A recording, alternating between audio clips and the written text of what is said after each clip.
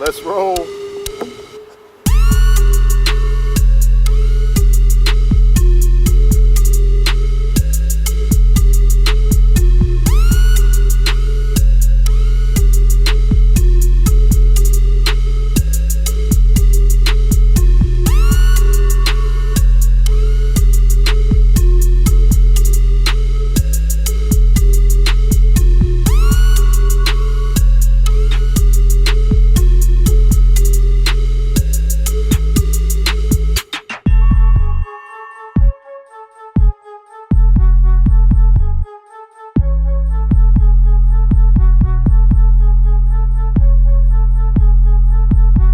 All right, so we are halfway done and I feel pretty good. I'm not feeling as bad as I did yesterday, but that brings me to kind of a topic I wanted to talk about. That's just riding while you're sick. I mean, this is the first time, this is my 7th weekend, and I've never really ridden while I was sick. So I'm not really sick. I'm probably I'd say about 75%. But I did have a cold on Friday, and today's Sunday, so I'm still recovering. And, you know, how do you do it? Do you ride when you're sick? Do you just take that time off?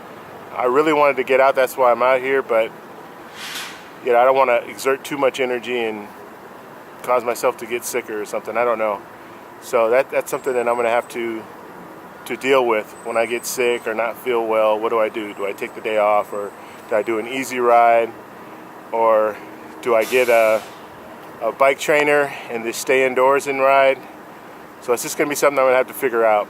And I have it in the works. I want to get a bike trainer, and I also want to get a power meter. So those will be things that I get in the future. But right now, what do? Do you ride or don't you? So obviously I'm out right now, so I'm riding and I feel okay. So we're just going to have to kind of judge it. If I feel okay after this ride, then I'll most likely ride tomorrow, and then just kind of, you know, play it by ear the rest of the week. So that's it. We're at the Queen Mary. I'm much closer this time. Usually I'm way over here somewhere, but the Queen Mary is right here. So it's actually a hotel, and that's pretty much all they use it for right now, is just a hotel. And they have weddings and stuff like that in there, and you could just go in, and they have a restaurant and stuff, so you can go in there and eat if you want to. So it never moves. It just stays there. It doesn't go anywhere.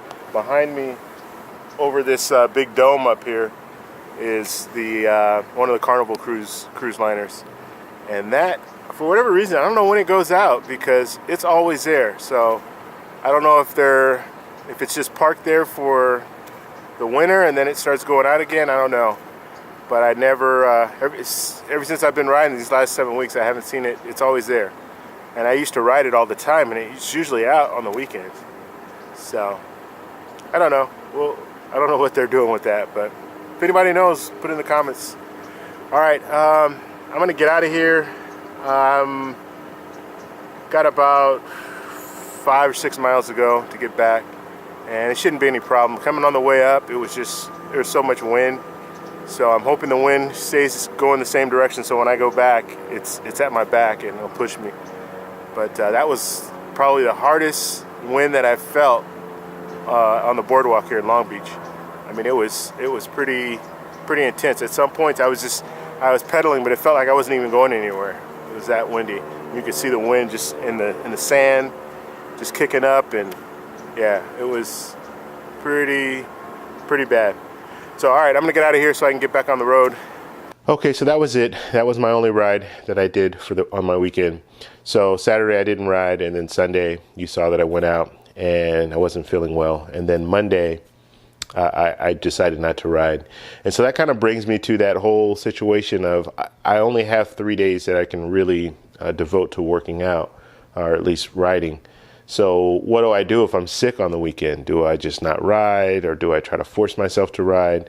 And at this point, I'm just listening to my body. And if I don't feel good, I'm not going to go. So like on Saturday, I didn't feel like riding, so I didn't go. Sunday, I felt a little bit better, so I said, you know what, I can get out and I can ride. So I went out, did 13 miles, and then on Monday, I felt worse than I did on Saturday. So I just said, you know what, I'm not going to do anything. So in the future, I'm going to have to try to figure out a game plan. So what do I do? Do I get a bike trainer, which I will be getting a bike trainer, but do I ride a bike trainer indoor? Are there any other exercises or any other things that I can do that can at least put me at a point where I'm not losing all the gains that I made in the weeks prior? So that's just my main concern. And I don't even know like how long it takes for, let's say you take 10 days off. Is that too many days to take off to where when you start up again, you're going to have to work, you're going to lose gains, and you're going to have to ride harder and improve in order to get those gains back. One thing that I do want to talk about too is Strava, and I'm going to start adding this to my weekly updates, where I will show you guys my progress on Strava, because I think it's very important to really look at where you are, like the stats. And this is what's really great about exercising now, or cycling, running, that kind of stuff, because you can record everything now with GPS, and it allows you to look at your numbers and really fine tune and see, okay, yeah, I did good here, but I didn't do good here. I need to work on this. I need to work on that. I'm not in like a training regimen at this point, and I do want to in the future really get a game plan as far as getting like a regimen. But I can see progress just in the things that I'm doing now and the things that I have. So let's take a look. So this week here, November 26th to December 2nd, that's what we're looking at here. And I did on that Monday. So on Monday I did a 50-mile ride, and then we're down to Sunday here, and that's a 13-mile ride. So that's the one we're going to look at. So as far as the information, so I have a heart rate monitor, I have a cadence sensor, and I have a speed sensor. So those are the things I have. I will be getting a power meter. That way I can have that information as well. But these are the things that I have right now. So looking at it, we have 13 miles. That's what I rode. Took me 57 minutes.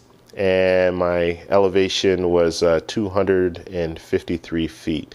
So not too much when it comes to elevation. There's only one hill that I go over. So I go over it and then come back. So it's not a hard hill to climb. When the first time I did climb it, for me it was hard, but now it's no sweat for me to get up that hill. Now the watts here, they show you these watts. This is kind of an estimated average, and that's just through Strava.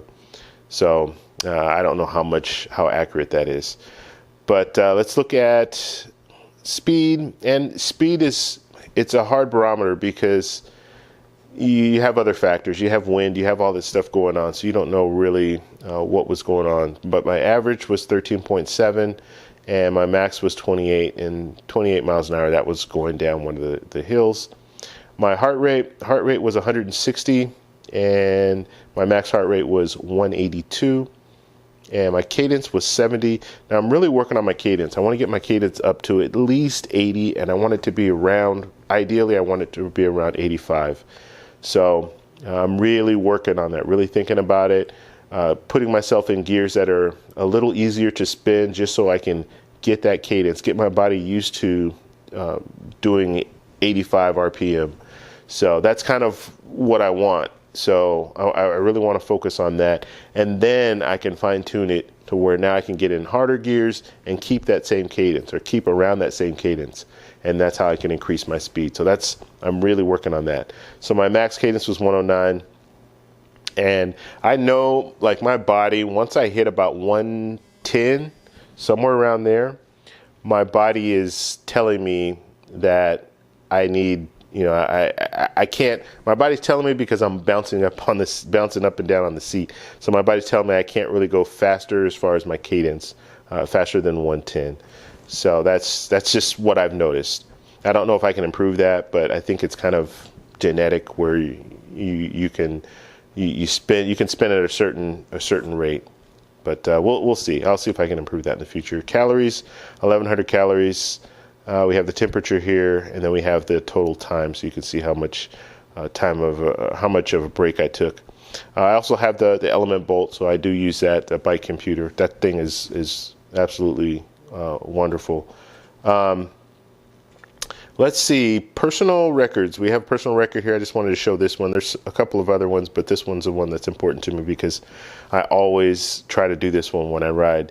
So I've gotten this down to 2 minutes, and let me show you my results here so you can see kind of some of the information here. So these are my results, and I started back in 2014. That was the first time that I did it.